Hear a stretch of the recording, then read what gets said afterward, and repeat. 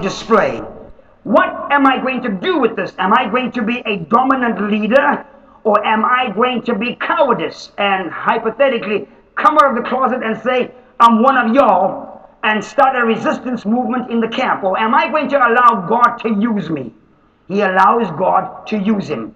He lands up at Jethro's house, who has 7 daughters. This is key. Jethro could not have sons because Jethro was a seed carrier. His girls were incubators of the revelation concepts. So when Moses comes to Jethro's house, what he's carrying is going to be incubated by these girls, even though he marries the one.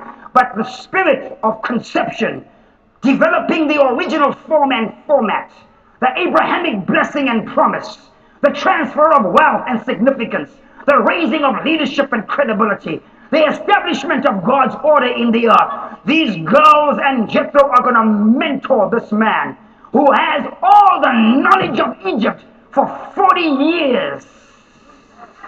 But they're going to mentor him. The baby in the house was more spiritually acute, had reached a zenith and acme way above Moses' greatest experience. The youngest girl in the house had a better knowledge of God than Moses did. So for 40 years, in an austere, hostile environment, Moses is being trained.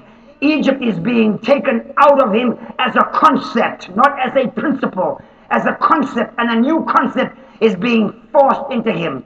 The wilderness is important for Moses, because in this wilderness, Moses has to sew his own anointing garment. Unlike Joseph, who was given a garment to connote his anointing, Moses was not given a coat. Moses had to manufacture his own coat. In 40 years of